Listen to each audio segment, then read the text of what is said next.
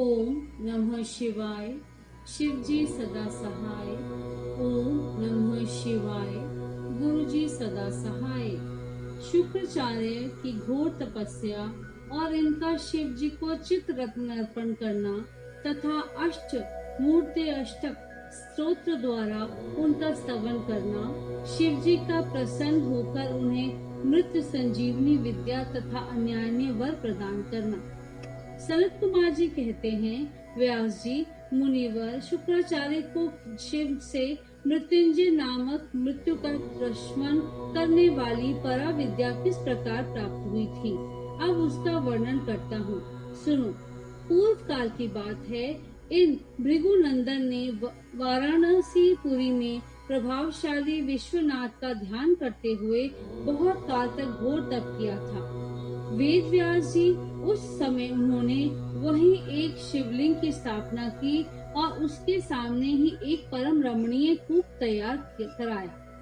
फिर प्रतन पूर्वक उन देवेश्वर को 1,00,000 बार द्रोण भर पंचामृत से तथा बहुत से सुगंधित द्रव्यों से स्नान कराया। फिर 1,000 बार परम प्रीति पूर्वक चंदन, यक्ष कदर्म और सुगंधित उपतन का उस लिंग पर अनुलेप किया। तत्पश्चात सावधानी के साथ परम प्रेम पूर्वक राज चंपक, अमरतास, धतेरु, कनेर, कमल, मालती, कर्णिकार, कदम, मौलसिरी, उल्पल, मल्लिका, शतपत्री, सिंधुवार, धाक, बंधु पुष्प, पुनाग, नागकेसर, केसर, नवमल्लिक, शिवलिक, कुंद, मुचुकुंद, मंदार, विलपत्र, घूमा, मरुवृक, वृक, गांठीवन, दौना, अत्यंत सुंदर आम के पल्लव, तुलसी, देवजवासा, बृहस्पति, कुशाकु, नंदाव्रत, अगस्त्य, साल, देवदारू, कचनार, पूर्वक, दुर्वाकुर, पुरंटक, करसैला, इनमें से प्रत्येक के पुष्पों और अन्य पल्लवों के से तथा नाना प्रकार के रमणीय पत्रों और सुंदर कमलों से शंकर जी की विधिवत अर्चना की। उन्हें बहुत से उपहार समर्पित किए तथा शिवलिंग के आगे नाचते हुए शिव सहस्त्र नाम एवं अन्यान्य स्तोत्रों का गान करके शंकर जी का स्तवन किया।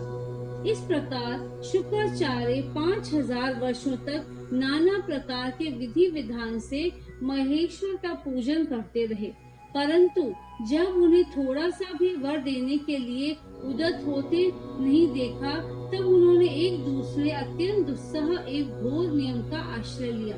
उस समय शुक्र ने इंद्रियों सहित मन के अत्यंत चंचलता रूपी महान दोष को बारंबार भावना रूपी जल से प्रक्षालित किया। इस प्रकार चित्त रत्न को निर्मल करके उसे पिनाकधारी शिव के अर्पण कर दिया और स्वयं धूमकण का पान करते हुए तप करने लगे। इस प्रकार उनके 1 सहस्त्र वर्ष और बीत गए। तब भृगुनंदन शुक्र को यूं दृढ़ चित्त से घोर तप करते देखकर महेश्वर उन पर प्रसन्न हो गए। फिर तो दक्ष कन्या पार्वती के स्वामी साक्षात विरूपाक्ष शंकर, जिनके शरीर की कांति सहस्त्रों सूर्यों से भी बढ़कर थी, उस लिंग से निकलकर शुक्र से बोले। महेश्वर ने कहा, महाभाग भृगुनंदन, तुम तो तपस्या की निधि हो। महामुने, मैं तुम्हारे इस अविच्छिन्न तप से विशेष प्रसन्न हूँ।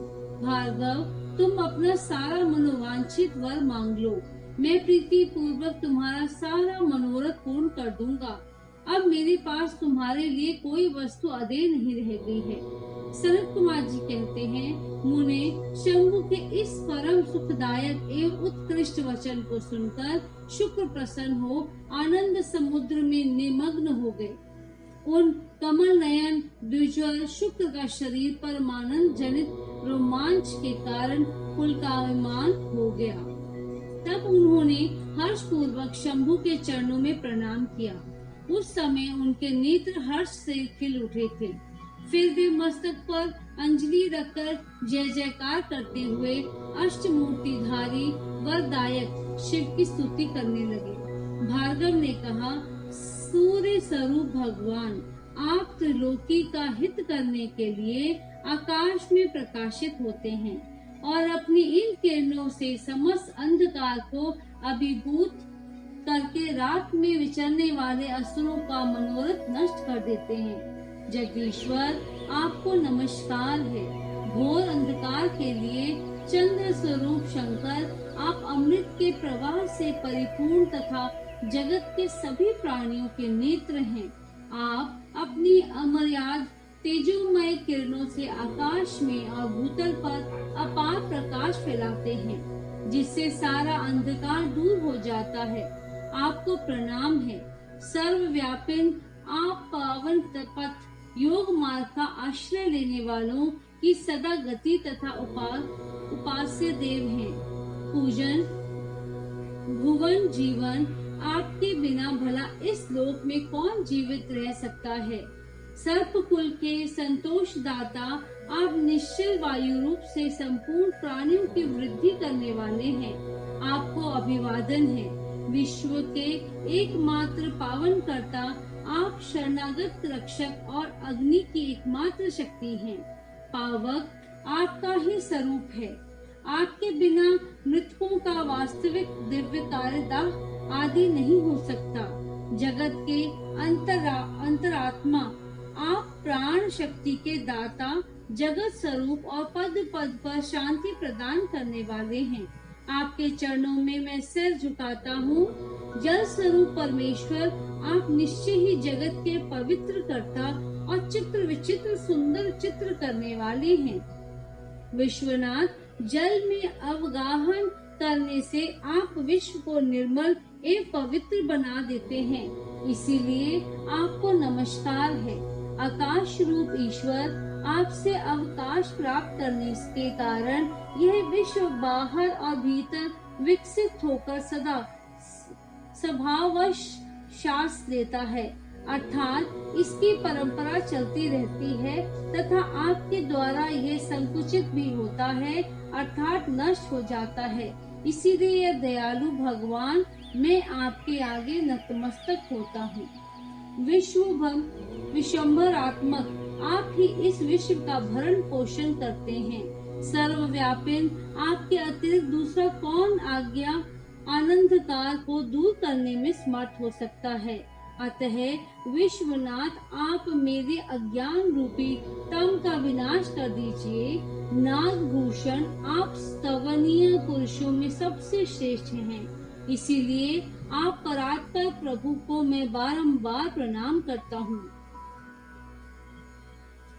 आत्मा स्वरूप शंकर, आप समस्त प्राणियों के अंतरात्मा में निवास करने वाले प्रत्येक रूप में व्यापक हैं और मैं आपका परमात्मा का जन हूँ। अष्टमूर्ते, आपकी इन रूप परंपराओं से यह चराचर विश्व विस्तार को प्राप्त हुआ है, अतः मैं सदा से आपको नमस्कार करता हूँ। मुक्त पुरुषों के बंधु, आप विश्व के समस्त प्राणियों के स्वरूप प्रणत जनों के संपूर्ण योग क्षेम का निर्वाह करने वाले और परमार्थ स्वरूप हैं। आप अपनी इन अष्ट मूर्तियों से युक्त होकर इस फैले हुए विश्व को भली भांति विस्तृत करते हैं, अतः आपको मेरा अभिवादन है। सनत कुमार जी कहते हैं, मुनिवर भृगुनंदन शुक्र ने इस प्रकार अष्टमूर्ति सूत्र द्वारा शिव जी का स्तवन करके भूमि पर मस्तक रखकर उन्हें बारंबार प्रणाम किया। जब अमित तेजस्वी भार्गव ने महादेव को इस प्रकार स्तुति की, तब शिव ने चरणों में पड़े हुए उन द्विजवर को अपनी दोनों भुजाओं से पकड़कर उठा लिया और परम प्रेम पूर्वक मेघ गर्जन की सी गंभीर एवं मधुर वाणी में कहा। उस समय शंकर जी के दांतों की चमक से सारी दिशाएं प्रकाशित होती थी। महादेव जी बोले, विप्रवर कवे, तुम मेरे पावन भक्त हो। तात, तुम्हारे इस उग्र तप से उत्तम आचरण से, लिंग स्थान भजन पुण्य से, लिंग की आराधना करने से, चित्त का उपहार प्रदान करने से, पवित्र अटल भाव से, अभिमुक्त महाक्षेत्र काशी में पावन आचरण करने से मैं तुम्हें पुत्र रूप से देखता हूँ। अतः तुम्हारे लिए मुझे कुछ भी अधेय नहीं है। तुम अपनी इस शरीर से मेरी उदर दरी में प्रवेश करोगे और मेरे श्रेष्ठ इंद्रिय मार्ग से निकलकर पुत्र रूप में जन्म ग्रहण करोगे। महाशुचे, मेरे पास जो मृत संजीवनी नाम की निर्मल विद्या है, जिसका मैंने ही अपने महान तपोबल से निर्माण किया है, उस महामंत्र रूप विद्या को आज मैं तुम्हें प्रदान करूंगा, क्योंकि तुम पवित्र तप की निधि हो। अतः तुमने उस विद्या को धारण करने की योग्यता वर्तमान है। तुम नियम पूर्वक जिसके उद्देश्य से विद्वेश्वर की इस श्रेष्ठ विद्या का प्रयोग करोगे, वह निश्चय ही जीवित हो जाएगा। ये सर्वथा सत्य है। तुम आकाश में अत्यंत दीप्तमान तारा रूप से स्थित होगे। तुम्हारा तेज सूर्य और अग्नि से तेज का भी अतिक्रमण कर जाएगा। तुम ग्रहों में प्रधान माने जाओगे। जो स्त्री अथवा पुरुष तुम्हारे सम्मुख रहने पर यात्रा करेंगे, उनका सारा कार्य तुम्हारी दृष्टि पड़ने से नष्ट हो जाएगा। सुव्रत, तुम्हारे उदय होने पर जगत में मनुष्यों के विवाह आदि समस्त धर्म कार्य सफल होंगे। सभी नंदा, प्रतिपदा, षष्ठी और एकादशी तिथियों तुम्हारे संयोग से शुभ हो जाएंगी और तुम्हारे भक्त वीर संपन्न तथा बहुत सी संतान वाले होंगे। तुम्हारे द्वारा स्थापित किया हुआ यह शिवलिंग शुक्रेश के नाम से विख्यात होगा। जो मनुष्य इस लिंग की अर्चना करेंगे, उन्हें प्रसिद्धि प्राप्त हो जाएगी। जो लोग वर्ष पर्यटन नत व्रत परायण होकर शुक्रवार के दिन शुक्र कूप के जल से सारी क्रियाएं संपन्न करके शुक्र केश की अर्चना करेंगे, उन्हें जिस फल की प्राप्ति होगी वह मुझसे श्रवण करो। उन मनुष्यों में वीर का अधिकतर होगी, उनका वीर कभी निष्फल नहीं होगा। वे पुत्रवान तथा पुरुष तत्व के सौभाग्य से संपन्न होंगे, इनमें तनिक भी संदेह नहीं है। वे सभी मनुष्य बहुत सी विद्याओं के ज्ञाता और सुख के भागी होंगे। यो वरदान देकर महादेव उसी लिंग में समा गए। तब भृगुनंदन शुक्र भी प्रसन्न मन से अपने धाम को चले गए। व्यास जी यो शुक्राचार्य को जिस प्रकार अपने तपोबल से मृत्युंजय नामक विद्या की प्राप्ति हुई थी, वह वृतांत मैंने तुमसे वर्णन कर दिया। अब और क्या सुनना चाहते हो? अध्याय 50 समाप्त।